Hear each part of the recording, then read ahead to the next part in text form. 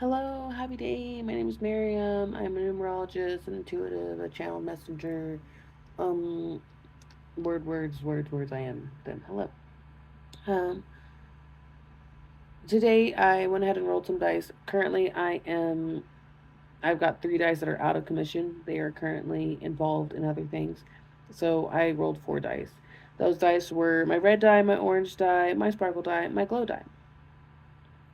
Red die said 9, orange die said 6, Sparkle Die says 1, Glow says 1. So we're going to just go through that with a composite energy of 8. So if you've been getting 9, 6, 1, 1 or 9, 6, and 11 a lot, this message is for you. If you've been getting 8s a lot, this message is for you. If you're a 9 life path, a 6 life path, a 1 life path, or a master number 11, 2 life path, this is most likely for you. Um, that being said, I'm just going to go ahead and get into it one on one as I say this. 9 red. So, really, what that 9 die in red is telling you that you're letting go of things that just are not serving your passion.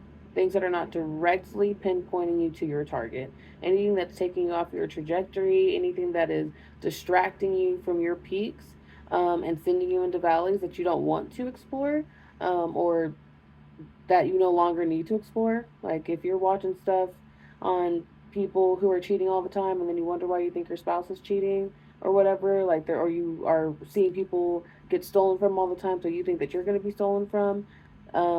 These are things that are now becoming your reality. You're falling into a spiral and it's important for you to vortex and get out of there. So that's what you're working on.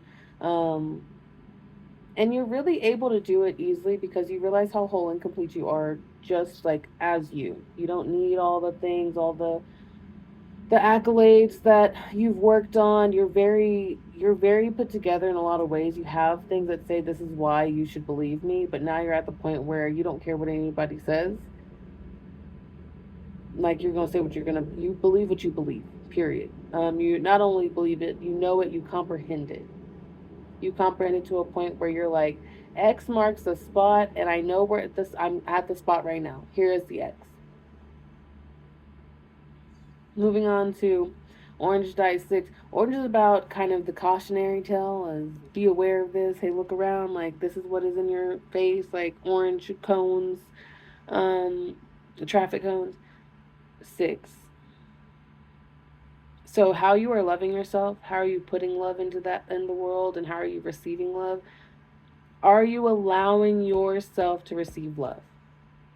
Truly. Are you allowing yourself to receive love from yourself? Because you seem like somebody who's pouring out a lot, like all the time. And it's maybe because, like, it's like people who say sorry all the time are really saying sorry because they never received an apology. So they're asking the world, you're treating people the way you want to be treated. The only difference is that you are not treating yourself the way you want to be treated. So they want the guides, they want you to really focus on that. It is a cliche thing to be like, and love yourself and work on yourself and nobody can ever love you unless you love yourself first. But when it comes down to it, love yourself. And not in a, sometimes you have to lie to yourself and be delusional and be like, and I am a 12 foot tall green skin model and eventually one day you will become it. That's not necessarily the case. But comprehending that you are who you are, that your truest self chose this body, chose this specific mind, chose this path. Maybe not in every single detail. Like, I don't think that any soul is sitting down, writing down, let me make sure that a bunch of child SA happens in life. I don't think any soul is doing that. I think that you know this to be true, that the things that you understand, the suffering that you understand, is meant to stop here with you. And maybe it won't be like cold turkey, but you have started the process so that that snowball is starting to collect that other snow. You have set it into motion. Um, so in the meantime, be kind to yourself because you're doing a lot of hard work. And it's great to do hard work. It is also great to do the hard work of letting yourself rest and giving yourself your pats on your back and being proud of yourself. Because at this point, you should be proud of yourself. You've you've been through just the fact that you are alive today, and you are able to watch this video, listen to it, whatever, you are here. There is a reason for that. Something values it, and the simple physics of it all is that you are here. And so I think your self-love talk is something that, like, you're even getting these like little notifications whenever you perhaps say something that like you call yourself a mean name, and you'll be like, okay, oh, 555 as I say this, all right? So you'll call yourself a mean name, and then you will be like, actually, I'm sorry about that. I mean this. That was a silly thing as opposed to a stupid thing. Um, and it's okay that you called me stupid. I know that you're just frustrated. Because also, we tend to get mad at ourselves for saying the wrong thing. And it becomes this loop of, oh, no, no. It's just approaching it as sometimes we say the wrong thing. Sometimes we say stuff out of anger and we can forgive ourselves. Telling ourselves, thank you. I love you. I'm sorry. Those three things, telling yourself whenever you're in a hard moment, thank you for even being patient enough to say thank you. I love you because I love you. I'm sorry that we are feeling this way. Talking to each part of us in that way, in this gentle manner, can help you give yourself grace, have gratitude, and as well as fill yourself with love. And so, if you don't take anything else from here, just take thank you, I love you, I'm sorry. And the I'm sorry part, you'll notice though. You'll notice which one of those things is hardest for you to say. And that's a guiding light. Moving on to our next die, our sparkle die. That is our business die. That is our material world die. And you are meant to shine. You are meant to come out. You are like, this is you. You are creating such a dense version of you, of your individuality, that you are understanding so much about who you are that it's like, black holes often seem scary, but really what they are law of attraction. Really what black holes are super attractors. Their mass is so dense that it causes things to come to it. They can't people can't things can't escape from it. Light can't even escape from it. But it seems so terrifying to seem so powerful, right? To attract all these things, because it can't really decide what it's attracting. It's just attracting everything that's near it. You already know that you are an attractor. You know that you have this magnetism anyway.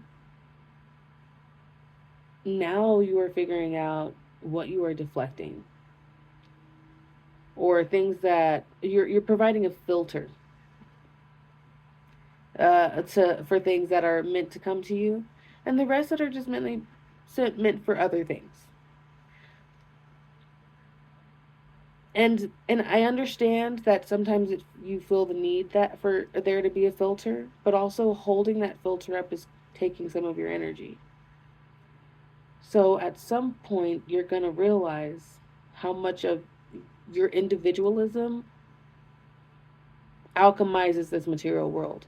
So no matter what you are being given, good, bad, ugly, beautiful, positive, light, darkness, it's all energy. It's scary to step into that. It's scary to say, okay, even the negative energy, I'll alchemize it. The only difference is that you're aware of it. The negative energy comes, period. Like the things that we deem negative, people being jealous, people being angry with us, people, whatever. Um, but those feelings are meant to happen. Those vibrations are meant to happen to awaken them in some way. We're supposed to sometimes disrupt. You're a disruptor. That's what I'm getting. You are an individual. There is not someone else like you. Even whenever it seems like somebody's like you, they're not. And you know that. And there's also this is the same in business. This is insane the same in how you do things. I like it seems like people are always like, "What? I'm so surprised that you have all this stuff done, that you have all these accomplishments, that you were able to get through these things." Even if you feel like you have nothing to show for it, people are always so surprised at how much you've gone through and that you're still here. And that's your golden ticket. That's what I'm hearing. Then our glow die is also in one. So you were hiding yourself from you. You were hiding yourself. You were hiding from yourself. Like yourself is hiding from yourself. It's around playing hide and seek in there. And I think it's doing it like that on purpose so then you can have some delight in finding yourself again.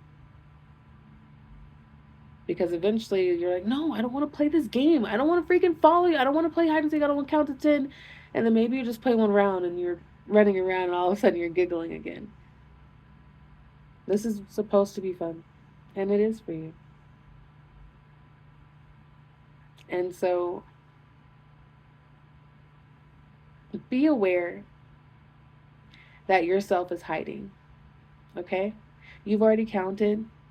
Ready or not, here you come. Okay? Now you are aware that you are the seeker. And so go find and have fun. Altogether, this is a combination energy of 8.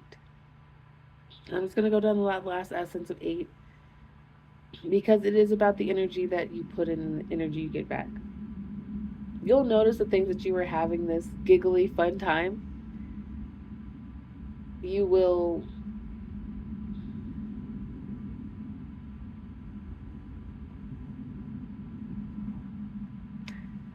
be able to recognize the energy easier whenever it comes up next. 12 as I say this. The influx, like you'll be able to know which water spout to turn on to get which thing. It's like right now, perhaps that's what I'm seeing is a bunch of spouts. They all have different things. Some of them have chocolate sauce, some of them have warm water, some of them have anchovy cream, and we know it's just a lot of different stuff. You just want to take a shower, you know. You don't even know why they have all these other faucets there, but you want some warm water. There's a hot water, there's an ice cold water. You got to figure out how to twist them just the right way. What is going on with this analogy? But you will know which spout is which now. You're not going to bathe in anchovy cream ever again because you know which knob does that. And you probably learned it pretty quick. But every once in a while, you still might turn that knob to be like, is that really? Why does it even? What is anchovy cream? Why would they have put that in a pipe of plumbing? This is just supposed to be showers. What is this world?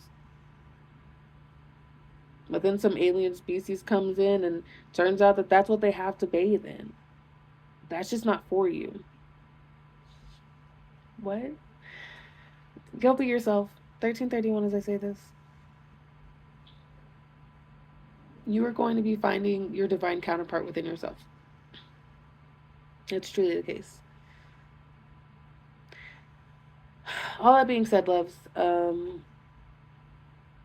keep an eye out for the numbers and stay synchronized. Talk soon.